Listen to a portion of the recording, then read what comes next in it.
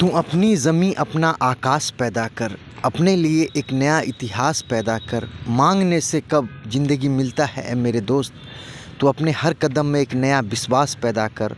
अभी मैं supreme court के प्रेमाइसेज में हूँ और लोक शिक्षक से संबंधित जो मामला है उसी मामला को समझने के लिए मैं सुप्रीम कोर्ट आया हूँ। और लोक शिक्षकों का जो मामला है 2006 से एक पहेली बना हुआ है, उस पहेली को मैं चाहता हूँ उसको अंत करूँ और जो भी अच्छा उसका जो संदेश हो, अच्छा जो रिजल्ट हो आए, इसी के लिए प्रयासरत हूँ। तो सुप्रीम कोर्ट में आने का कारण क्या है? आने का कई कारण है। पहला कारण ये है कि आदेश है उसको अच्छी तरह यहाँ समझ लेना कि उसमें कहाँ लोक शिक्षकों का हित है, उसमें कहाँ कमियां रह गई है। और यहाँ के जो कुछ सीनियर वकील हैं या लीगल एड है, मैं चाहता हूँ उनसे मिलकर और आगे का जो रास्ता है उसको तय करूँ। और बिहार के लोक शिक्षकों से एक और बात बताना है कि अभी जो मैं यहाँ आया हूँ, मैं एक बिहार ये सेवा में श्रीमान मुख्य न्यायाधीश महोदय सर्वोच्च न्यायालय नई दिल्ली विषय समायोजन से वंचित बिहार के सभी शेष बचे हुए लोक शिक्षक मामले पर संज्ञान लेने के संबंध में वहाँ से सभी ने निवेदन यह है कि मैं मोहम्मद मिराजुद्दीन, अध्यक्ष लोक शिक्षक संघ बिहार, ग्राम पोस्ट मोहम्मदीपुर, थाना मोहिउद्दीनगंज, जिला समस्तीपुर, राज्य बिहार, पिन कोड 848502 का स्थायी निवासी हूँ। लोक शिक्षण केंद्र में पढ़ाया करते थे। वर्ष 2006 में लोक शिक्षण केंद्र को प्राथमिक विद्यालय में तब्दील कर दिया गया और लोक शिक्षक का पद समाप्त कर दिया गया। वर्ष 2010 में कुछ लोक शिक्षक बिहार सरकार द्वारा समायोजित कर लिए गए। लोक शिक्षक संघ बिहार के सभी शेष बचे हुए लोक शिक्षक के मामलों को लेकर पटना हाई कोर्ट के समक्ष CWJC 7281 ऑफ 2019 आदेश की तिथि 1/4/2024 के रूप में अपना पक्ष रख चुकी है। ऐसा अनुभव होता है कि पटना हाई कोर्ट के न्यायाधीश महोदय जानबूझकर उक्त मामले को बिहार सरकार का पक्ष लेते हुए सरकारी वकील की तरह सरकार का पक्ष रखती है और मामले को उलझाना चाहती है। वर्ष 2008 से लोक शिक्षक पटना हाई कोर्ट में उलझे हुए हैं। उक्त मामला मूल अधिकार से संबंधित है, इसलिए माननीय मुख्य न्यायाधीश महोदय सर्वोच्च न्यायालय नई दिल्ली से प्रार्थना है कि उक्त मामले की सुनवाई सर्वोच्च न्यायालय नई दिल्ली में कराने का अवसर प्रदान करने का कृपा करें। इसके लिए मैं मोहम्मद मिराजुद्दीन, अध्यक्ष लोक शिक्षक संघ बिहार, आपका हमेशा आभारी रहूँगा। आपका विश्वासी मोहम्मद मिराजुद्दीन, वकील। स्थान नई दिल्ली, दिनांक 19/4/2024।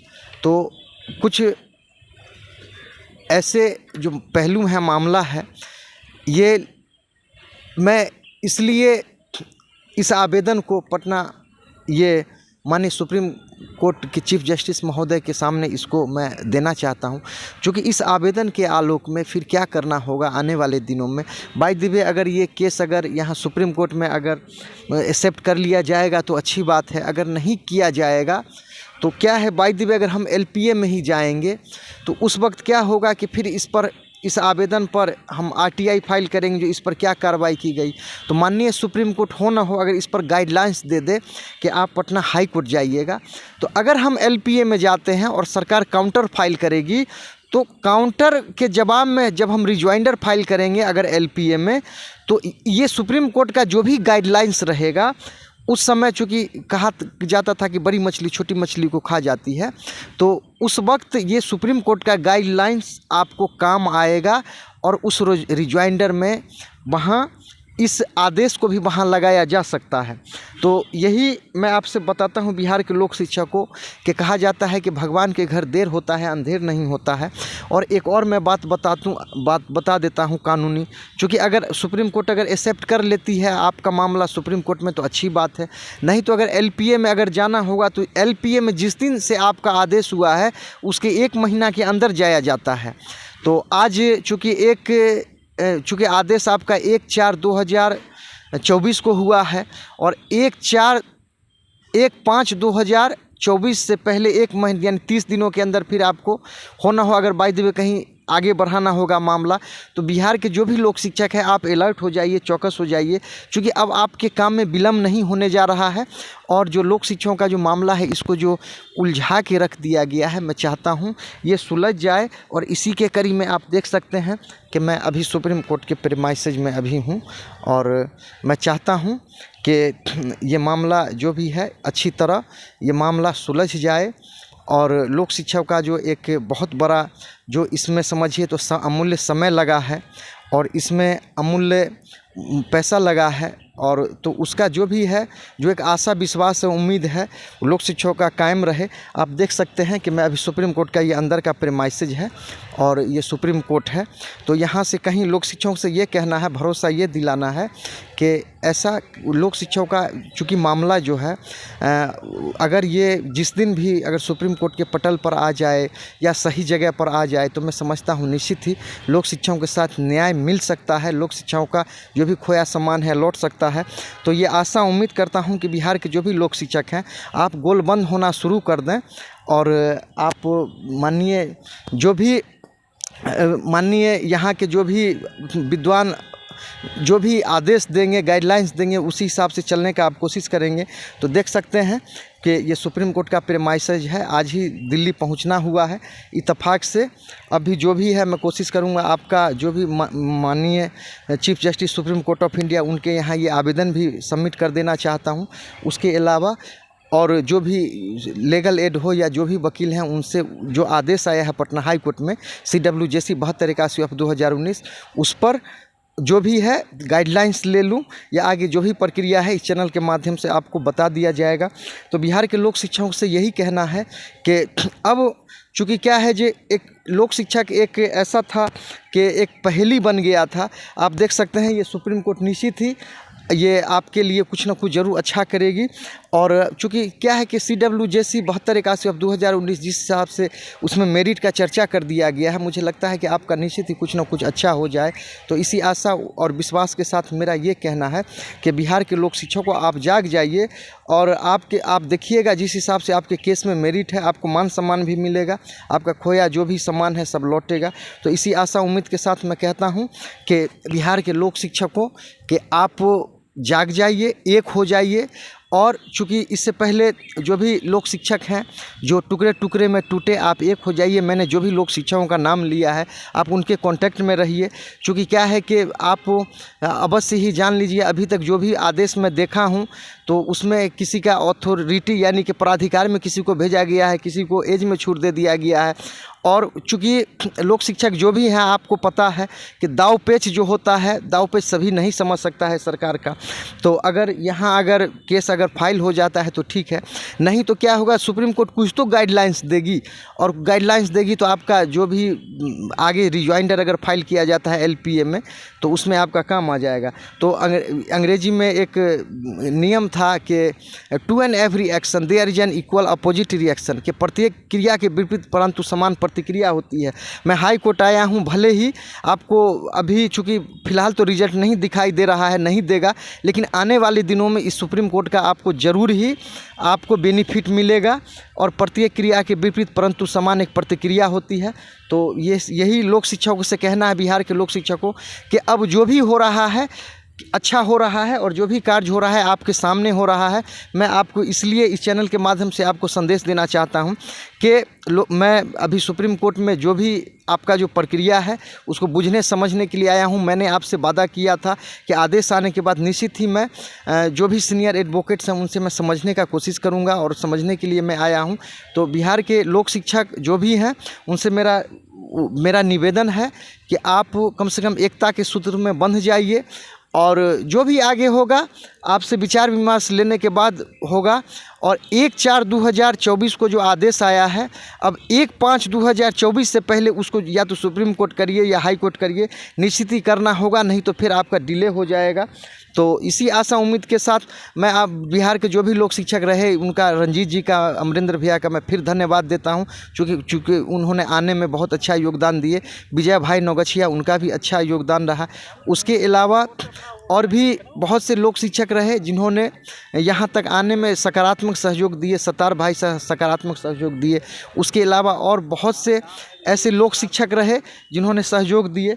तो इसी आशा उम्मीद के साथ बिहार के सभी लोक शिक्षकों से मेरा निवेदन है कि आप एकता के सूत्र में बने और निश्चित ही आपका जो भी होगा अच्छा होगा।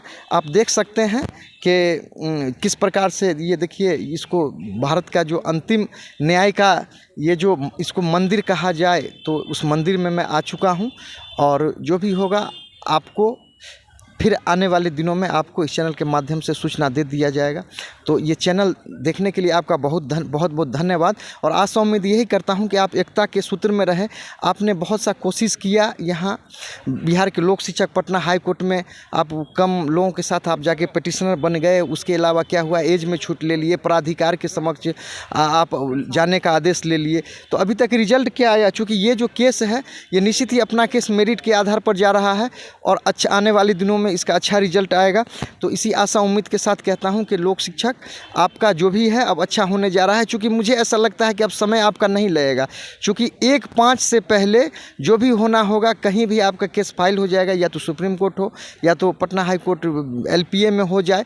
तो जो भी होगा आपका अच्छा होगा। इसी आशा उम्मीद के साथ मेरा ये कहना है कि जो भी लोक शिक्षक मुझे दिल्ली आने में सहयोग किए, मैं उनका धन्यवाद देता हूँ।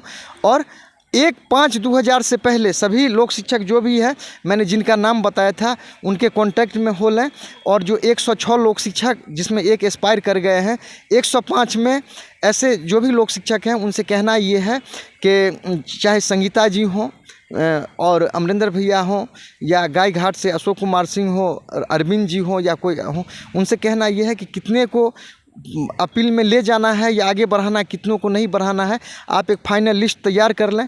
अगर ये जो अभी वर्तमान केस है CWJC 7281 ऑफ 2019, अगर इसमें अगर सकारात्मक, अगर इसमें जो भी आगे का प्रक्रिया अगर पूरा हो जाता है, तो जो भी छूटे हुए हैं उनके लिए निश्चित ही सेकेंड स्टेज उनके लिए, यानी अगला कदम उसी का होगा। पहले मेरा लक्ष्य है कि ये जो केस है CWJC 7281 ऑफ 2019 जो डिसमिस हुआ है, उसको किसी तरह आगे बढ़ा दिया जाए। चूँकि 100 कम से कम 5 का तो भला हो जाएगा। तो इसमें जो भी लोक शिक्षक हैं उनसे कहना ये है कि 25 तारीख तक जो भी लोक शिक्षक अगर 105 के अगर ग्रुप में रहना चाहते हैं, वो भी आप या तो जो भी लोक शिक्षक हैं उनके कांटेक्ट में हो जाएं। अगर नहीं कांटेक्ट में होते हैं तो आपका अगर नाम छूटता है तो इसका जिम्मेवार जो भी रहेंगे आप होंगे। तो अब देखिए, चूँकि क्या है आगे देखिए होता क्या है कि माननीय सुप्रीम कोर्ट का देखिए लोक शिक्षक यहाँ तक पहुँच गया कि अब जो भी है आपका यहाँ सुप्रीम कोर्ट के समक्ष होना हो आपका अच्छा हो जाए। चूँकि मैंने लास्ट में कहा था कि अगर लोक शिक्षक नहीं सहयोग देंगे तो अंत में लीगल एड के थ्रू आया जाएगा, लेकिन यहाँ तक ज़रूर आया जाएगा।